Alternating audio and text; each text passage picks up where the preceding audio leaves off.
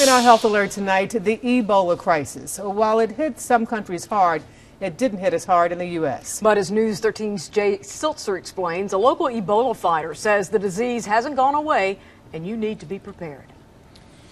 Liberia, plagued by Ebola for a year, has been declared free of the disease by the World Health Organization. But the highly contagious deadly virus, believed to be spread primarily by eating fruit bats, isn't going away for good, according to one expert. In the future, I think we will most definitely see future outbreaks and epidemics, and globally we need to be better prepared, certainly, than we were for this one. Dr. Lance Plyler is the medical director with Samaritan's Purse and was among the Ebola fighters named as Time Magazine's Person of the Year. His organization was already established in Liberia when the initial mission of combating poverty rapidly turned into fighting an unprecedented epidemic. Really, it was almost like Ebola came to us, and we were there, and we felt very obligated since we did have this capacity to assist in the care of patients with Ebola. 9 months ago, two of his own field workers, Dr. Kent Brantley and Nancy Wrightbull, contracted the disease, were isolated and airlifted out, and received an experimental drug that relieved fever, nausea, and pain. I didn't have any idea if I'd survive.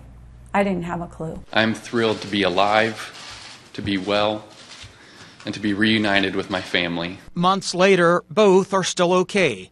But news of travelers possibly exposed to Ebola arriving in America remains unsettling and in the forefront. Tests on a Charlotte man being monitored for Ebola have come back negative. The man will remain in isolation. The epidemic, which fortunately has taken a dramatic turn for the better. The numbers are substantially diminished, but we're not going to quit fighting until it's case zero. That won't be easy for the African continent, because the serum that saved Brantley and Wrightbull isn't yet mass-produced, and fruit bats continue to infect people who traditionally hunt the bats for bushmeat.